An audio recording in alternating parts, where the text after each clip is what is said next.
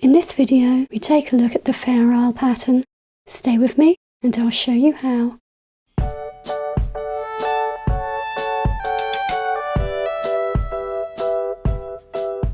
The Fair Isle pattern is made using 2 or 3 colours, but we would only ever work with a maximum of 2 colours on any one row. This is what it looks like from the back, where we have the rows of yarn called floats. This is where the yarn that's not being knitted with is brought to the back. These floats give the knitted piece a double thickness, which makes it a very warm and cosy stitch, great for hats and gloves, and even winter woolly jumpers. You can find patterns to follow in books or digital downloads, and after a while you can even come up with your own. So let's get started. There are many ways to hold your yarn when working with 2 colours.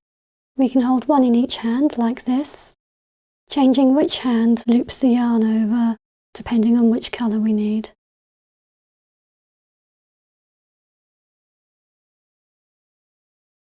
Another method is to have both yarns in the dominant hand, with the forefinger and middle finger in between, and the ring, pinky and thumb holding both the yarns. Changing which finger yarns over, depending on which colour we need.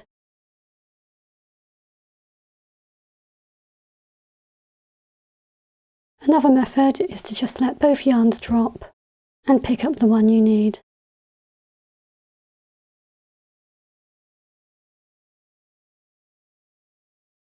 There's no right or wrong way to hold the yarn.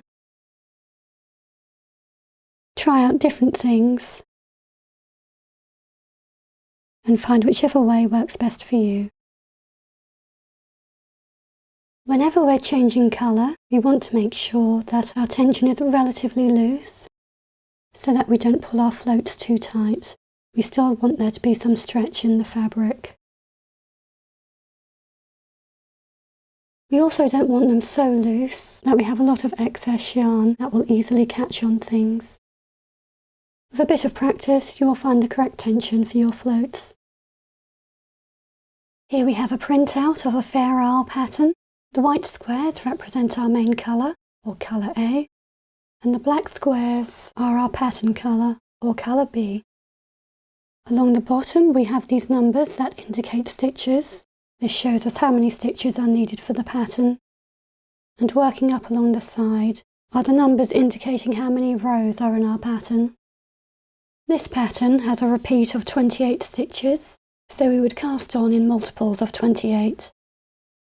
If we're working in rows, we would read our pattern from right to left on odd rows, and left to right on even rows, reading the pattern back and forth. If we're working in the round, like we're going to do, we read every row of the pattern from right to left. I've knitted the first few rows of the pattern.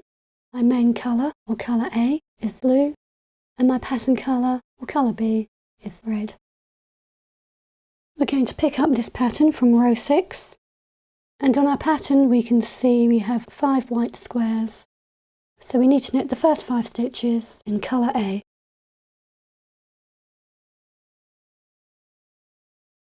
And then on the pattern we come to our first black square, which means we need to add in our new colour. To add our new colour, we come into the next stitch knitwise. We take our new yarn and loop it over the needle and pull it through, adding our new colour. Our next 2 squares are white, so we knit 2 in colour A. Then we have a black square, so we knit in colour B, 2 more in colour A, and 1 in colour B. Now we come to 7 knit stitches in colour A. This can lead to a very long float in colour B, so to deal with this we're going to start carrying the yarn. I would suggest doing this if we have more than 5 stitches in one colour, and I like to pick up the second yarn every 3rd stitch. We knit the first 2 as normal. We come through the next stitch.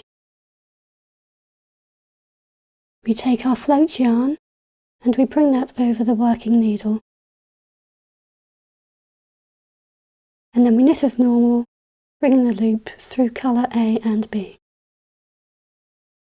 We can see that colour B has been picked up between 2 stitches of colour A.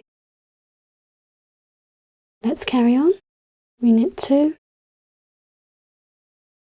and on the 3rd stitch we come through the stitch as though to knit. We yarn colour B over the working needle, yarn over colour A, and pull it through. Picking up colour B between 2 stitches. We knit the last of our 7 stitches, and we carry on with our pattern. We next have 1 stitch in colour B, 2 in colour A,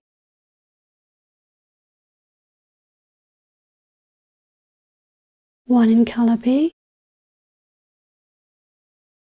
2 in colour A, 1 in colour B.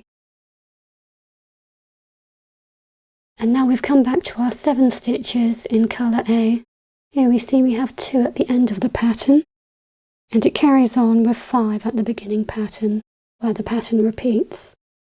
Knit 2, pick up the yarn on the 3rd stitch by bringing it over the working needle, and knit. Remembering to keep your stitches spread out and your tension relatively loose, so that the floats don't pull the stitches too tight. And we carry on with our pattern. And that's how to do the Fair Isle stitch.